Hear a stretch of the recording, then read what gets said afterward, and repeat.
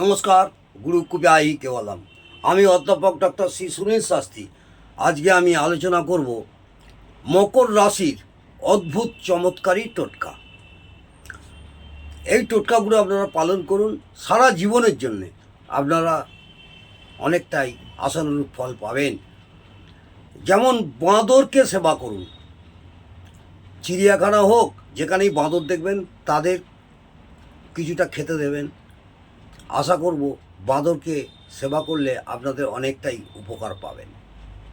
ভেজা মাটির টিপ, অর্থাৎ তুলসী গাছের তলায় যে মাটি থাকে সেই টিপ প্রত্যেক দিন বেরোবার সময় চন্দনের ফোঁটার মতন কপালে অবশ্যই লাগাবেন।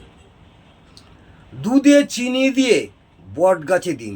দুধের সঙ্গে চিনি মেশাবেন, নিয়ে অন্তত 41টা শনিবার দিন বট গাছের গোড়ায় দেবেন।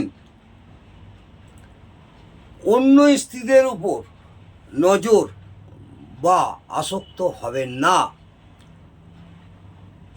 পরকীয়া থেকে দূরে থাকবেন।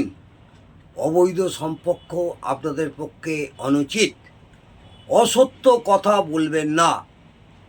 যতটা পারবেন চেষ্টা করবেন সত্য কথা বলার। মদ পান থেকে বিরত থাকুন, মদ খাবেন না। আপনাদের যেহেতু মকর রাশি, আমাদের ন্যায়ের দেবতা শনি গ্রহরাজ, সেখানে মদ্যপান থেকে বিরত থাকুন।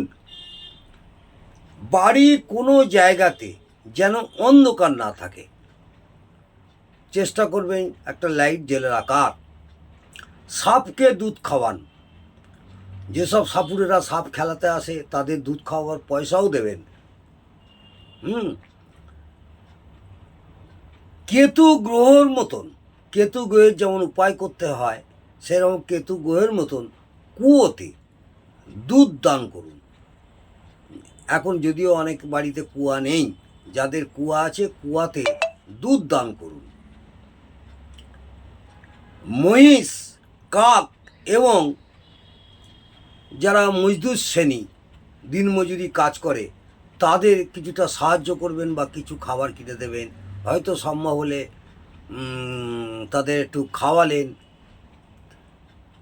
এটা কোনো বাধ্যতামূলক নয়, যখন সম্ভব হবে সারা বছরের মধ্যে এটা করে দেখবেন। নদীতে, নদী বা গঙ্গাতে স্রোতের জলে মদ ভাসাবেন।